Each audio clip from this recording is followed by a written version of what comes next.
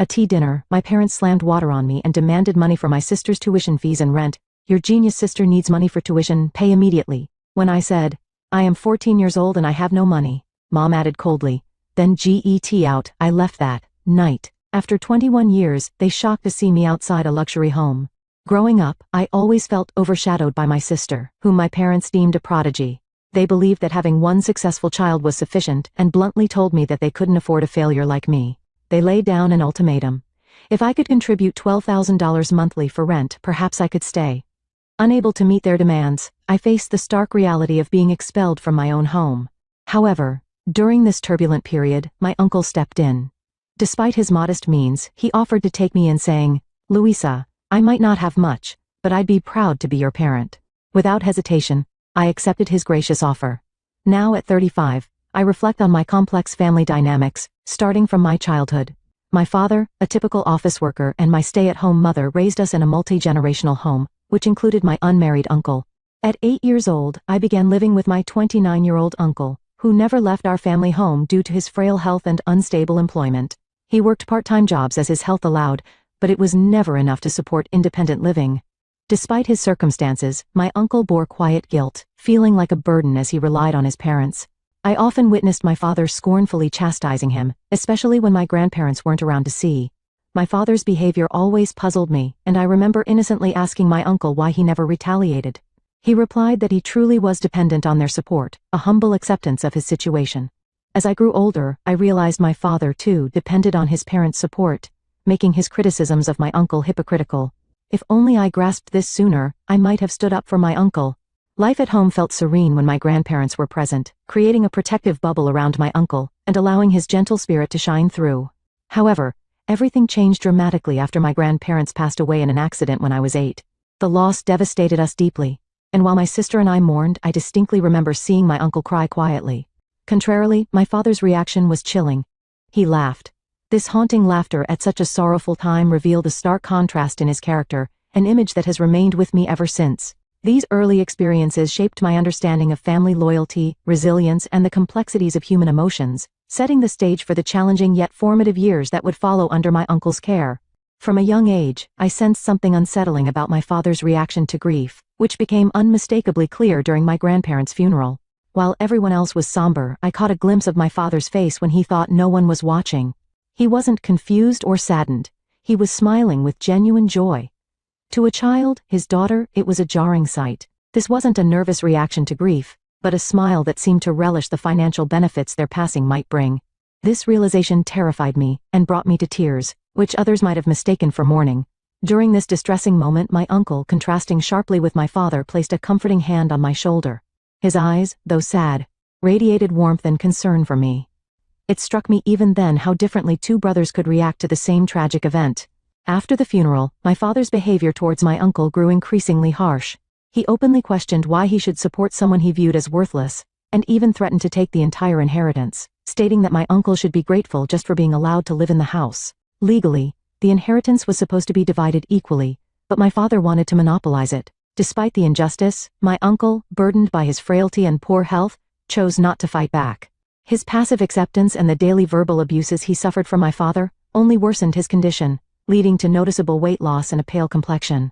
Concerned, I once asked him if he was okay. He simply smiled weakly and said, "I'm frail, and things aren't going well with my job, so it can't be helped." His gentle demeanor in the face of such adversity was both heartbreaking and infuriating. For months after our grandparents' death, my uncle was driven out of the house. My father's cruel words, "You're useless, get out," still echo in my memory. As he was leaving, I desperately pleaded with him not to go. He calmly removed his hand from mine, placed it on my shoulder, and reassured me, "Don't worry, Louisa. You're strong, you'll be okay even without me." I responded, concerned for his well-being, "But I'm worried about you." He tried to comfort me with a simple, "It's okay," before he walked away. His departure was a profound loss for me, a young child who could do nothing more than watch. 5 years later, life continued to move forward. I was 11, regularly attending elementary school, and my sister Kayla was about to start her education too. Little did I know, more challenges awaited me as my life was about to take another dramatic turn. When my mother shared that Kayla had been commended for her sharpness in kindergarten, my father immediately attributed it to his genes, exclaiming with pride that her intelligence must surely come from him. He impulsively decided that Kayla should take an IQ test to prove her brilliance. We were all stunned by the results. Kayla scored an IQ of 150. "This is my DNA," my father boasted, thrilled by the number that seemed monumental, though I didn't fully grasp its significance at the time. I understood only that Kayla was exceptionally bright. "That's amazing, Kayla." I cheered her on, and she beamed back at me with joy. Those were the moments of pure happiness amidst our family dynamics. However, the positive atmosphere soon shifted. My father was quick to act on the news of Kayla's intelligence, declaring, "Let's have her take entrance exams." My mother, initially surprised by the sudden decision, was soon swept up in his enthusiasm, convinced by his belief that Kayla's talent would carry her through. From that point, Kayla's schedule filled with daily tutoring sessions, and my mother, accompanying her, began to neglect her household duties. This shift in responsibilities soon landed on me. "Since your mother and Kayla are busy, you'll take care of the house," I was instructed. Thus, laundry and cleaning became my post-school routine. My afternoons were no longer free for play. I had to rush home to finish chores or face scolding. There were days I skipped meals for not keeping up with the housework. "You're a failure. We can't spare time for you." They chided me when I couldn't maintain perfect grades like Kayla. "Why can't you be more like your sister?" my parents would lament, completely overlooking my own achievements, whether academic or athletic. The constant comparisons to Kayla were demoralizing. "It's impossible for you, but Kayla is a genius. You're just incompetent." As Kayla excelled in her tutoring and breezed through her entrance exams, my parents' indifference toward me grew colder. They lavished resources on Kayla, new clothes, delicious meals and trips. In contrast, I made do with hand-me-downs, leftovers and solitude at home. "This child has a promising future. She'll secure our old age." My father would boast about Kayla, speculating on whether she should become a doctor, a lawyer, or even a politician. Amidst these discussions, I felt invisible, my presence barely acknowledged. Then, when I was just 15 years old, my parents coldly told me they had decided that having one child was enough. "We don't need a failure like you. Kayla needs a lot of money to develop her talents. So unless you can pay a monthly rent of $1,200, we might reconsider," they stated bluntly. Shocked and unable to comprehend how they could say this, I protested, but they were unmoved. "Contact your uncle for now. Here's some pocket money. Figure it out on your own," they said as they handed me a little cash and drove me out of the house. I remember crying and banging on the door, pleading to be let back in, but it remained closed. In utter despair, I headed to the train station. Even at such a young age, I managed to navigate the journey, asking for directions along the way until I finally arrived at the apartment where my uncle lived. When the doorbell rang at my uncle's apartment, he greeted me with his characteristically kind face, though a look of surprise quickly took over. After I stepped inside and shared my heartbreaking story, my uncle couldn't hide his anger. "What are they doing?" he exclaimed. Although his words were not directed at me, I felt a deep sense of guilt for being cast out by my own parents, and tears began to well up in my eyes. In that emotional moment, my uncle placed a comforting hand on my head, a hand I remembered well for its warmth and size, filled with compassion. "It must have been hard, but don't worry anymore," he reassured me gently. However, reality set in as he admitted, "As you see, I'm prone to illness and don't have much income. I'm poor," he said with a wry smile. His expression was more resolved than before, perhaps hardened by the distance from my father's toxic influence. Looking directly at me, he offered, "I'm poor, Louisa, but if you don't mind, I want to be your parent.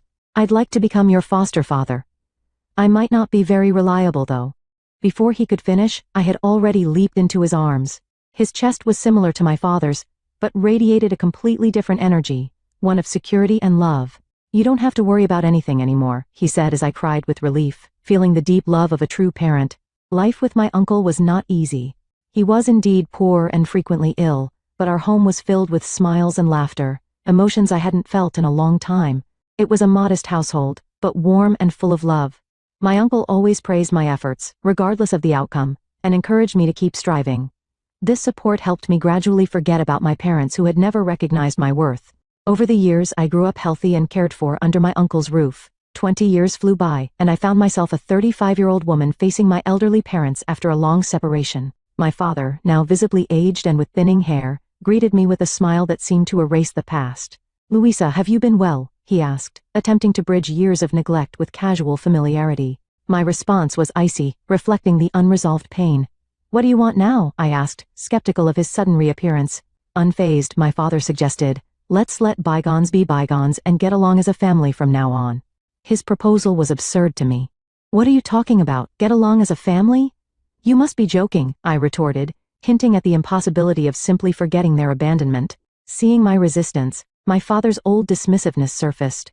A failure always has a bad attitude. Can't be helped. Maybe it's time to re-educate you, he said condescendingly. That's enough. Please go back home, I firmly replied, stopping him from entering. At that point, my mother chimed in, exacerbating the tension. Louisa, don't be stubborn and accept our help. You surely can't be happy living in such a rundown apartment, she insisted. You have nothing to do with this. Please leave, I responded, my patience wearing thin. No need to be so haughty. Come on, let us in, she persisted. No. Just go home, I repeated, standing my ground. Let us in, go home. Despite their age, my parents pushed with more strength than I had anticipated. It could have been because there were two of them, making it difficult for me to hold them back. We struggled back and forth like children, in a game of push and shove, but I managed to maintain my composure until my father tried to cross the threshold into my apartment. That was when I firmly pushed them back. The force of it sent both of my parents tumbling to the ground, landing awkwardly on their backsides. Standing over them, I couldn't hide my frustration. You're so annoying. What did you just say? I'm busy. So can you just leave already? I demanded. How can you speak to us that way? Do you even see us as your parents anymore? They retorted. I stopped considering you my parents the moment you threw me away, I responded sharply. But we took care of you until you were 15, they argued. Until I was 15, the only time I felt truly cared for was when my grandparents were around, I countered. Just because I survived doesn't give you the right to act all high and mighty. As they struggled to their feet, holding their backs, my parents looked much diminished. Despite being in their 50s, they seemed much older, as if in their 70s. You were the ones who said Kayla was enough. With your genius daughter, there's no reason for you to come see me now, I pointed out coldly. Well, it's not so simple anymore, my father said, grimacing. Did something happen to Kayla? What? Did she end up in need or something? I asked half mockingly. She became a lawyer. Well, then there's no problem, right? That's amazing. Just what you'd expect from someone with an IQ of 150, I continued, a bit sarcastically. Or so we thought. Until she suddenly disappeared. My father revealed, his irritation evident. That's quite surprising, I remarked, genuinely taken aback as I listened further. It turned out that Kayla had indeed made it through law school, passed the bar exam on her second attempt, and became a fully licensed lawyer. Then, inexplicably, she had left a note saying, I won't be taking care of you too, and vanished. So in short, she's abandoned you. Congratulations, I said dryly. There's nothing to celebrate. That ungrateful child, after all we did to raise her, this is how she repays us, they lamented. Well, I guess that's what happens when love is lacking, I observed. The truth was, while my parents might have lavished my sister with attention, it likely felt more like suffocating control to her. Actually, the company went under, my father added, changing the subject. Given the times, that's not surprising. We barely got any severance pay, and the unemployment benefits are about to run out. That sounds rough, I said, my voice flat and disinterested. That's why we want you to take care of us, they suddenly demanded, erasing any semblance of sympathy from my expression. No. What did you say? How can you just abandon your parents like that? They exclaimed in disbelief. The only real parent I have is my uncle who has taken care of me since I was 15, I stated firmly, leaving my father speechless. You knew I was living with my uncle when you came to this apartment, didn't you? So, why are you acting surprised now? Do you think of him as your father? My father challenged. My uncle who gave me genuine love is my true father, I declared, my words making it clear that parents who don't show love aren't truly parents. My uncle might have been sick and weak, but he still worked hard to support and care for me, proving his love through actions, not just words. This left my parents stunned, unable to respond to the truth of my feelings. I worked hard because I wanted to give back for all the sacrifices my uncle made for me. Wait, does that mean you have a proper job? My father asked with a hint of disbelief. Well, kind of, I replied nonchalantly, shrugging my shoulders. Suddenly, my father's grip tightened on my shoulder. Let go of me, I demanded, feeling a mix of anger and embarrassment. You're angry and a bit embarrassed too, aren't you? Please listen to what I'm saying, he insisted. No need to listen. I understand it all. You were lonely, weren't you? You're sulking because only your sister got all the attention, right? But deep down you're happy to see your parents, aren't you? He suggested, trying to read my feelings. Stop creating your own story. Don't worry, from now on we'll be proper parents and stay by your side, he continued, oblivious to the absurdity of his words. I stared at my parents blankly for a moment, their ridiculous expressions driving me to burst out laughing. Why are you laughing? Is it because you're happy? My father asked, hoping for a positive reaction. Not at all, I said between laughs. Just so, you know, in the past 15 years I never once thought about either of you. Thanks to my uncle, I had a fulfilling life. As my parents stared at me in shock, I went on, actually, I received a scholarship and graduated from university. Oh really? Then you must have gotten into a good company, my mother said, catching on to the conversation. Yes, I did. I got a job at a well-known big corporation, I affirmed. That's great to hear, my mother replied, a hint of pride in her voice. And through an unexpected connection, I also got married. Oh well then, I have to meet the groom and give my greetings, she insisted. No, that won't be necessary. He's currently overseas, I interjected. Oh I see. Wait, what? By the way, your uncle is also overseas? My father asked, surprised. Yes, my uncle too. I thought you knew I was living here alone. Don't go assuming my uncle is dead. He got a job assignment abroad, and since it's in a place with a good environment for his health, he went along. Now he's happily spending time playing with my kids. You have kids too. My parents were almost too stunned to process all the surprises I was throwing at them. With their bewilderment on full display, I smiled brightly. At first, Uncle wasn't keen on living together with us, but he eventually agreed. Now we're all living happily as one family. Well, in that case, we could move overseas too, my father suggested hopefully. Sure, go ahead. But we won't live together, and I won't be taking care of you. You're free to do what you want with your own money, I said firmly. That's impossible. Are you really going to abandon your parents? He asked, disbelief coloring his tone.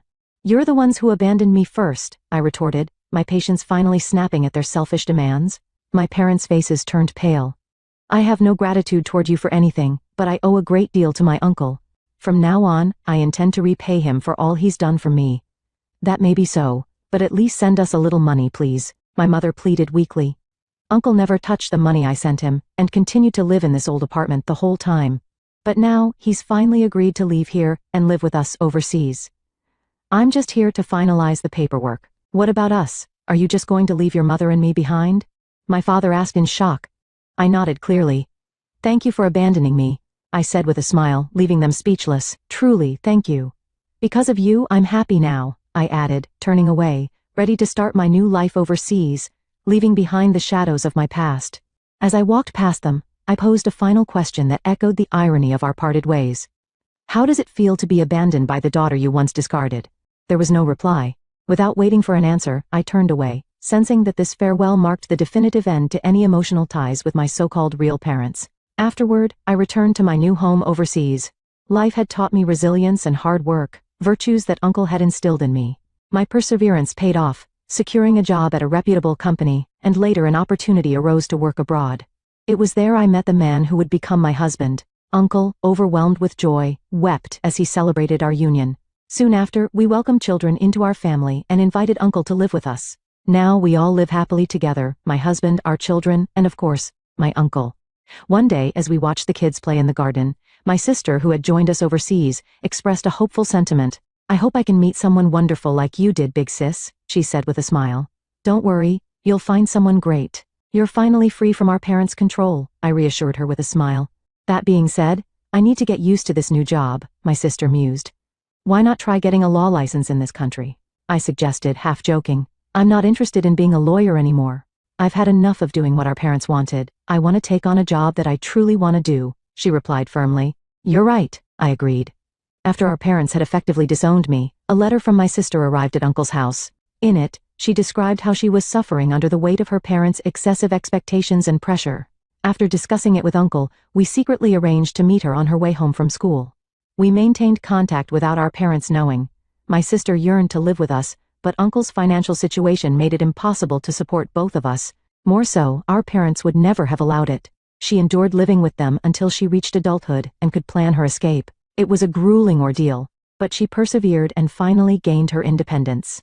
As our parents were busy celebrating her success as a lawyer, she seized the moment to move out and start her own life with my support. Although she secured a job here, she's struggling to adapt to the new language and environment. But I'm sure she'll be fine, I comfort myself. There's no one more resilient and hardworking than my sister, who withstood our parents' strict upbringing. On another positive note, Uncle was taking new steps too. He's planning to attend a language school, I told her, and she nodded with a smile. That's great. It's never too late to learn, she responded. His health has improved significantly, allowing him the freedom to enjoy life more fully now. You're absolutely right, I affirmed. Meanwhile, our parents had quickly depleted their resources after recklessly squandering the inheritance. Despite their investments in my sister, they eventually lost their jobs, and after selling the house, found themselves with very little burdened by home improvement loans. They had started asking relatives for financial help, a stark testament to their continued imprudence. The word around the family was that everyone had turned their backs on my parents, leaving them to face their later years in poverty.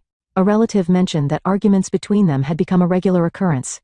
Reflecting on all that had transpired, I shared my thoughts with my sister. There should never be favoritism between siblings or any unfair treatment of one's children, I asserted. You're absolutely right, my sister agreed, nodding her head in strong affirmation. No matter what happens, I'll always be here to support you, Kayla. I promised, my voice filled with determination. You've already done more than enough. Thank you so much, big sis, Kayla replied, her gratitude evident. Witnessing how much my sister had matured and come into her own brought tears to my eyes. What do you mean by support? Her question was soft, curious. As we spoke, I suddenly felt a familiar yet slightly smaller warm hand on my shoulder. Turning around, my eyes squinted into a smile at the touch.